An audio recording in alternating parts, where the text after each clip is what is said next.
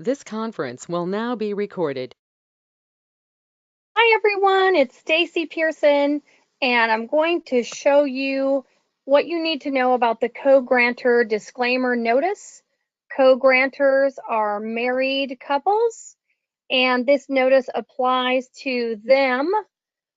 Acknowledging this disclaimer is so important that if it's not done, your clients will be locked out of their client portfolios after 90 days.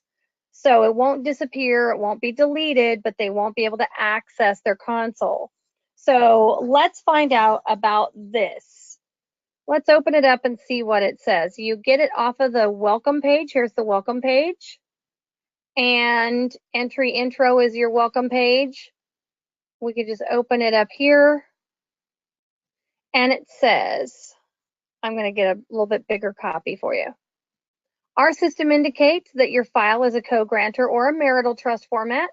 And because the co-grantor design provides e-sign functionality and access for both spouses using only one password, it's required that both grantors and spouses acknowledge and accept the possibility of actions taken by one spouse without the other's knowledge or consent, including after the decease of the first spouse to die.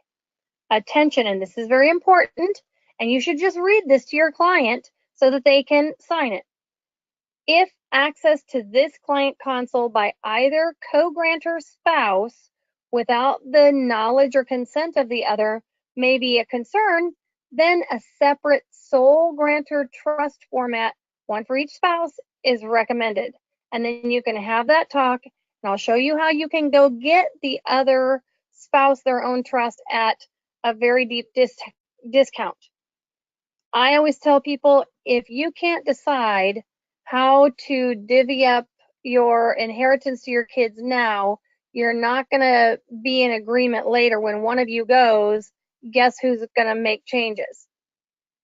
So it says, Dear Sam and Sally, your co-grantor file allows access with only one common password.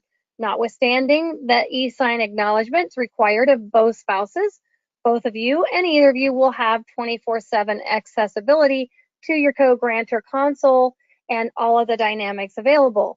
And you can make changes at any time to any of the documents in the file.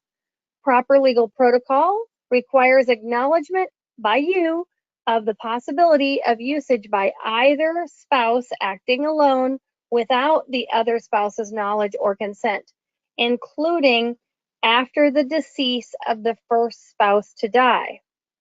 So it says, be advised that neither estate plan service providers nor any associated parties are responsible for any unauthorized implementations of your co-grantor file and related estate planning documents.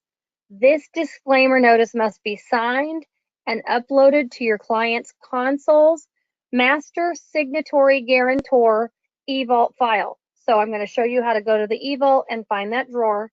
And once you place it in there, it has to be registered. It's the only thing on the system that has to be registered. It has to be registered through a link within 90 days of purchase. So it has to be physically signed and notarized. Okay, so let's do that. We clicked on, remember where we got it? We're on the welcome page.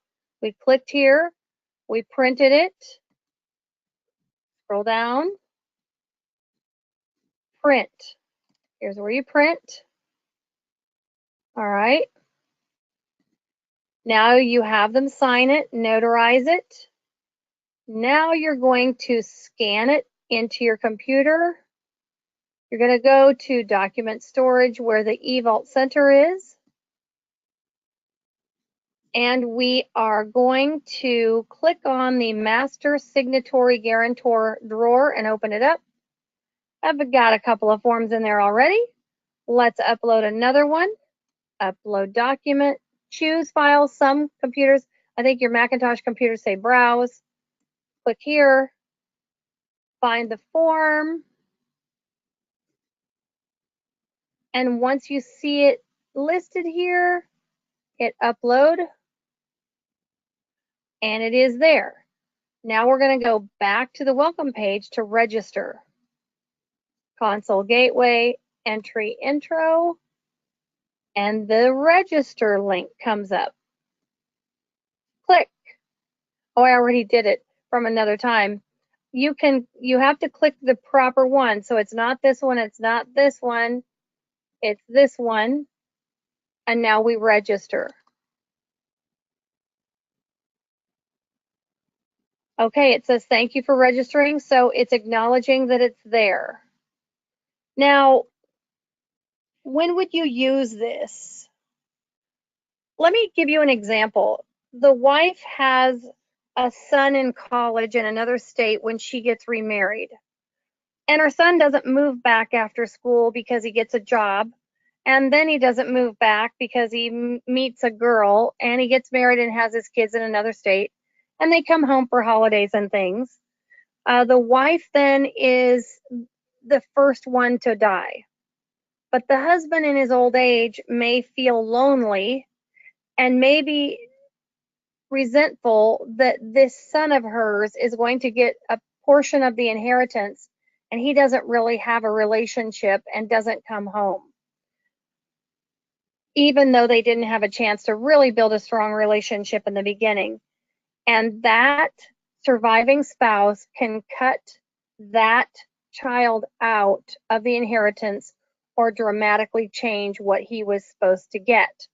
Now, that's an example where everyone's being nice and the circumstances kind of dictate the outcome.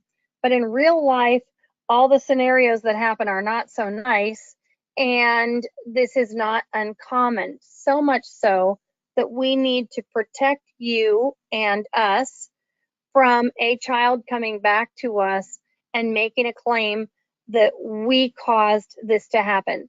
Having this sworn document in the file is what covers you and us from this. And so we want to make sure that you know how to do it.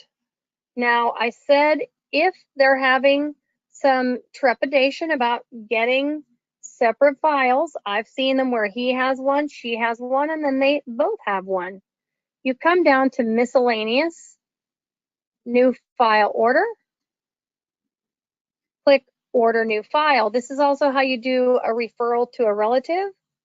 And if you notice, the price is already discounted by $400.